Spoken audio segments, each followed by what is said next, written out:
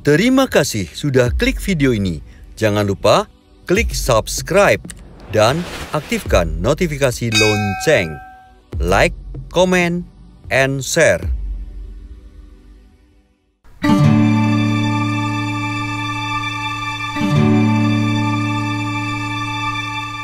Halo pemirsa, kembali jumpa dengan saya Setiawan Tiratara dan Iwan to be Millionaire. Dan dengan Sekolah Finansial kita akan berbincang-bincang tentang pengelolaan keuangan untuk pelajar dan mahasiswa bersama Mbak Eki selaku CEO dari Sekolah Finansial, ya Mbak ya. Halo. Ya, halo. Ini menarik ya Mas Iwan ya? Menarik apa? Menarik beca. Menarik materinya. Iya, ini. Karena ini kaum pelajar, kaum mahasiswa itu kadang nggak paham tentang ngelola keuangan. Jadi mereka itu kadang dikirimi sekian, habis malah kadang kurang. Nah, ini gimana Mbak? Apa yang perlu diketahui nih? Monggo. Wah, ini menarik nih. Ini kalau bahas tentang dunia pelajar dan mahasiswa ini dunia yang sebenarnya sangat luas sekali ya. Jadi ibarat kita menempuh pendidikan dari sekolah yang wajib sampai akhirnya ke mahasiswa. Ada semacam gap di situ. Nah, ini yang terjadi waktu dulu saya kuliah dulu awal SMA begitu ke mahasiswa yang tadinya mungkin mengharap ada uang jajan dari ini ternyata di mahasiswa kita udah harus bisa ngatur sendiri. Terutama buat teman-teman yang ternyata kuliahnya nggak di tempat asal, jadi akhirnya mereka harus ngekos merantau dan Oke. Nah itu biasanya apa aja Mbak? Mereka yang ada kesalahan-kesalahan tertentu dalam mengelola keuangan sehingga jadi minus gitu loh, sudah dikirim orang tua minus. Selain faktor memang dari orang tua kurang kadang-kala ya.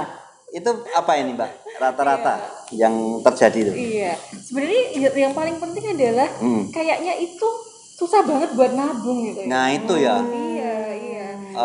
Kebiasaan nabung tuh dari dulu mungkin belum terbiasa ya. Iya, jadi mungkin itu yang secara garis besar ini ada kayak misalnya nih di awal bahkan udah ada pemberian dari orang tua, tapi ternyata di tengah bulan ternyata lu kok kurang, minta lagi. Itu yang sering terjadi. Jadi waktu saya juga ngajar kan, ngajar mahasiswa juga. Dan kadang itu malah di sela Mereka kuliah udah selesai, tiba-tiba ada curhatan. Jadi kayak ibarat sebenarnya curhatannya nggak bisa beli buku karena alasannya ini. Nah ternyata alasannya sih uangnya kurang. Nah begitu saya lihat sorenya ketemu di suatu outlet di mall. Ya itu berarti kan sebenarnya bukan karena uangnya ya, sebenarnya tinggal kita tuh sebenarnya mau pakai uangnya itu untuk keperluan apa, yang penting atau yang mendesak, atau mungkin ternyata malah yang nggak penting dan nggak mendesak gitu. Karena uang fleksibel ya Mbak. Itu mungkin mahasiswa itu dia kalau mau beli bukunya belinya per lembar. Jadi seperlunya ya. Atau memang ya itu rata-rata nggak bisa bedain antara kebutuhan sama keinginan. Terus istilahnya uang seberapa pun itu kan tergantung gaya hidup ya Mbak ya. Pintar-pintar milihnya itu. Tapi memang uang ini nakal. Nggak bisa diatur. Tapi jangan salahkan uangnya Mas. Salahkan uangnya. Yang megang uangnya. Ya itu sebenarnya kan pada akhirnya kalau di dunia perkuliahan itu kan sebenarnya kebutuhan itu bisa-bisa ya fotokopi ternyata ada lagi besoknya kemarin kayaknya udah habis banyak ininya. Dan jangan salahkan itu semua, apalagi nyalain dosen gitu.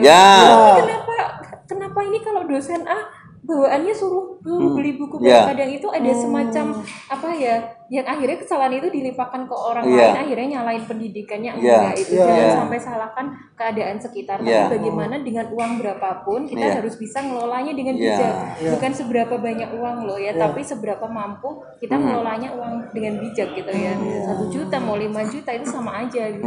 Nah hal yang unik itu kadang terjadinya sebenarnya di lifestyle, lifestyle.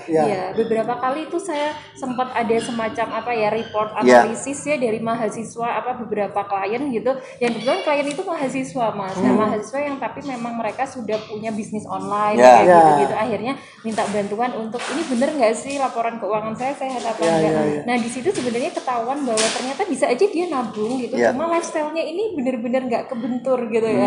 Artinya lifestyle-nya tetap tinggi. Nah akhirnya tinggal ada 2 pilihan. Yang pertama mau menghemat gitu, yang kedua atau ya tetap aja kayak gitu tapi penghasilannya otomatis ditambah gitu. Jadi kan sebenarnya udah tinggal 2 dulu waktu penghasilannya masih biasa-biasa saja, minumnya kopi hitam. Gitu agak meningkat lifestyle jadi black coffee. Black coffee. Karena bahasa Inggris jadi lebih mahal. Lebih mahal. Iya, ya benar sih. Padahal sebenarnya sama aja ya. Iya. Betul. Benar. Ya lifestyle sih pada Iya, akhirnya. iya. Oke. Terus apa ya? Kalau seperti itu tuh berarti untuk pengelolaan keuangan tuh mulai usia berapa? Gambaran minimal dikenalkan menabung. Kalau menurut Mbak Eki itu sekitar berapa? Itu apa sejak kecil memang dari TK? Sejak dini ya, sejak dini Iya. ya. Dini ini luas nih. Kalau dini umur berapa itu ya? Nggak tahu itu. Nah, itu nggak tahu tuh. Dini di mana? Dini udah nikah, pernikahan dini itu apa? Iya. Iya. Oke. Ya kalau bisa sih dari umur yang Yang mulai paham gitu ya. yang udah kayak ibarat nih waktu masih belum sekolah itu Iya. harusnya bisa, cuma sekarang apa yang terjadi saat kita sudah mengenyam pendidikan ya, misalnya SD, SMP, SMA gitu ataupun yang kuliah gitu, ya udah nggak ada alasan apapun untuk terus belajar, Iya. menggali informasi karena Iya. sekarang keuangan udah nggak tabu lagi ya Mas. Iya. Bukan bahas keuangan, kamu kenapa kok ini bahas Kayak matre gitu ya misalnya dikit-dikit dihitung-hitung. Iya, mate 6.000 ya. Wah, matre itu. Matre banget. Iya.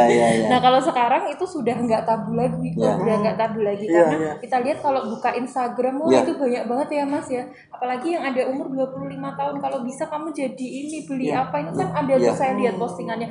Tapi menurut saya ada suatu hal yang tidak pantas untuk dibandingkan gitu ya, terutama dalam hal pencapaian.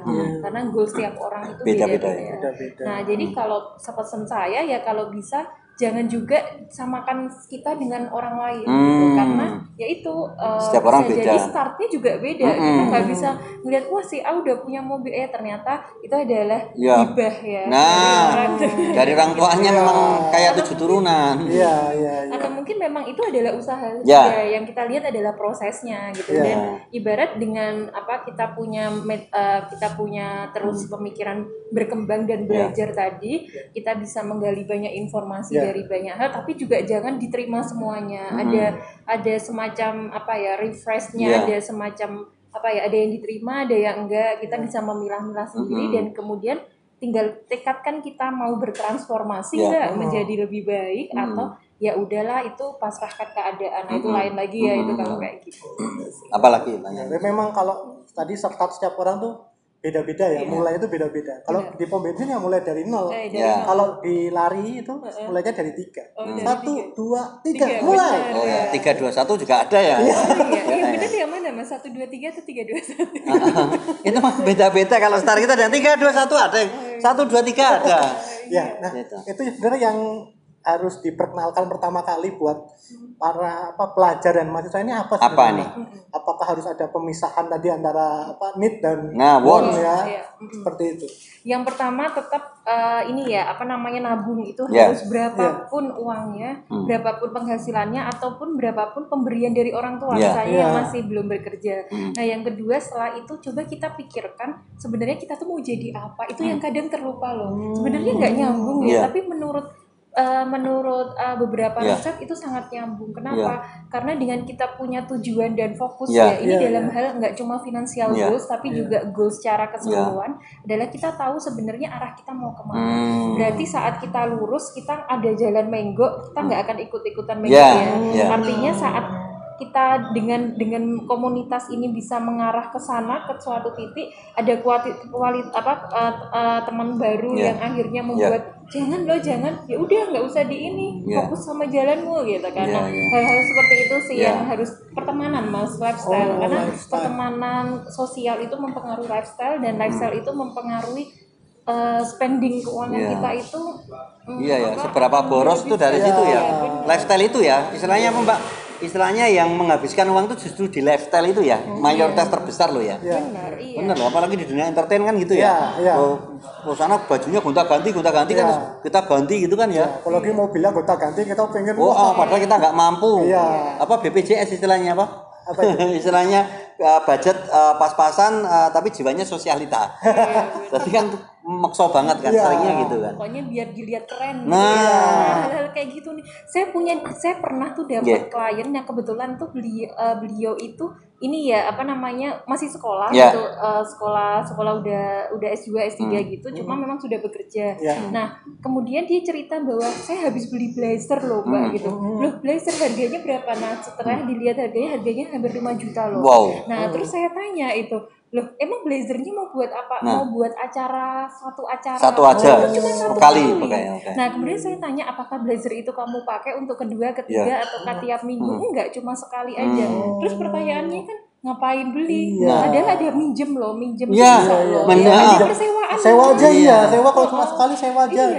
Nah hal-hal gitu sih mas akhirnya kemudian bilang ya gengsi kok mbak, masa beli mbak nanti ketahuan loh. Kan emang kita nggak akan tahu kan itu mau pinjem mau Siapapun nggak akan tahu detailnya. Iya. Sama halnya merek juga Iya. kan, kita nge-brand dengan merek tertentu ya itu akhirnya kembali lagi lifestyle kita mau pilih yang mana gitu. Bahkan kata-kata yang benar tuh katakanlah kalau kita itu masih mengandalkan merek, berarti kita nggak percaya diri, Mbak ya. Kalau percaya diri kan orang merek kok enggak melihat orang ini orangnya berisi, orangnya smart, orangnya punya Kita bikin kelas. merek sendiri kali ya. Iya, malah bisa bikin brand sendiri ya.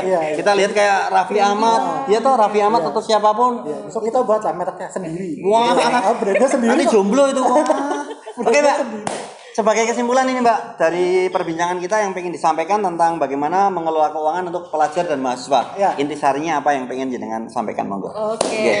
Yang penting buat teman-teman semuanya jangan jangan mungkin mengeluh dengan keadaan kalau dengan ada misalnya suatu hal yang kurang dan kita nggak bisa bandingin dengan orang lain gitu. Karena kita punya tujuan keuangan sendiri-sendiri. Fokus sama tujuan kamu dimanapun berada gitu ya. Kemudian lifestyle-nya juga dijaga, tetap sederhana. Jadi kalau orang sederhana itu kadang kita kalau udah nerima duit banyak tuh nggak kaget gitu. Akan tetap ada di jalurnya gitu. Nah kemudian tingkatkan skill dimanapun berada gitu, skill yang positif loh ya gitu, dan akhirnya skill itu yang akhirnya itu adalah investasimu untuk kamu bisa cari uang lebih banyak, kadang seperti itu. Jadi itu sih buat anak-anak muda yang metode-metode kayak growth mindset, creativity, leadership itu join banyak organisasi gitu dan tetap kelola keuangan berapapun uangnya gitu ya gitu, dan jangan lupa nabung juga. Ini sih sebenarnya kreativitas itu banyak sih, jadi kreativitas kan bisa kita cari kerjaan freelance atau mungkin kita sudah punya karir, kita cari pekerjaan yang lebih sesuai dengan profesinya masing-masing, skillnya masing-masing. Matur nuwun sangat Mbak Eki yang sudah berbagi pengalaman, dan demikian tadi pemirsa untuk perbincangan kita dengan Sekolah Finansial. Kita jumpa lagi di lain kesempatan. Sampai jumpa.